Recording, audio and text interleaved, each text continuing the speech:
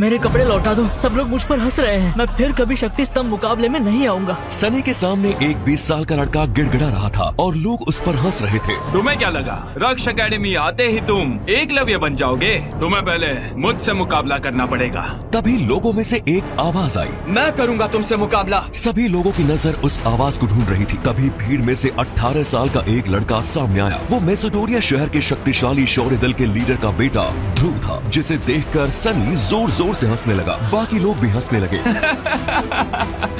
अरे ये तो इस साम्राज्य के होने वाले भावी सम्राट शक्ति शिरोमणि राजकुमार ध्रुव है। इसकी मंगेतर ने भरे दरबार में शादी तोड़कर इसकी हड्डियां तोड़ने की बात की है और ये मुझसे मुकाबला करेगा। मैं तुमसे शादी नहीं कर सकती। मैं हम दोनों के रिश्ते को हमेशा हमेशा के लिए खत्म करने आई हूँ। लारा के मुंह से इस बात को सुनकर ध्रुव, उसके पिता अरेंद्र और वहाँ पर मौजूद सभी लोगों के पैरों तले जमीन खिसक गई। हर कोई लारा की इस बात को सुनकर सकते में आ गया था। अगले ही पल अरेंद्र ने तेज आवाज में अपनी नाराजगी जाहिर करते हुए कहा, लारा, ये जानते हुए भी कि ये रिश्ता तुम्हारे और हमारे परिवार के बुजुर्ग लोगों ने तय किया है, तुम इस रिश्ते को तोड़ने की बात कैसे कर सकती हो? रिश्ते बराबरी वालों के साथ किए जाते हैं। मैं अपने दल की होने वाली लीडर हूँ और एक लीडर होने के नाते ये बहुत जरूरी है कि मेरा होने वाला पति कोई लीडर ही हो, ना कि कोई लूजर। क्या कहा? लूजर? मैं लूजर नहीं हूँ, ये बात तुम भी जानती हो और ये पूरा मैसेडोनिया शहर भी। मत भूलो कि कभी शहर का सबसे शक्तिशाली योद्धा था मैं। कब तक अपने अतीत में ही उलझे रहोगे ध्रुव? उससे बाहर निकलकर सच्चाई का सामना करो और सच्चाई यही है कि तुम अब एक लूजर हो, एक लूजर। मैं लूजर हूँ? तो फिर ठीक है लारा, ये रिश्ता जरूर टूटेगा, लेकिन तब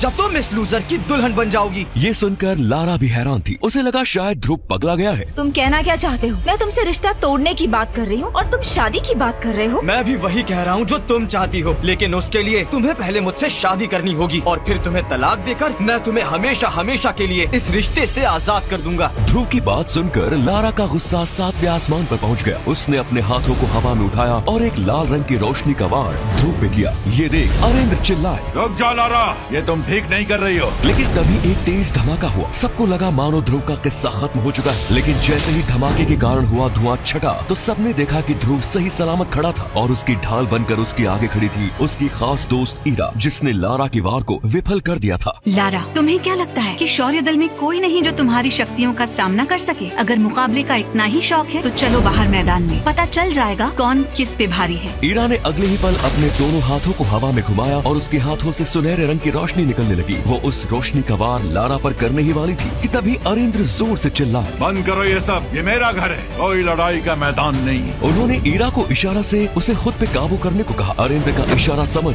ईरा ने अपना वार रोक लिया और ध्रुव को लेकर एक किनारे पर जाकर खड़ी हो गई। लारा तो जैसे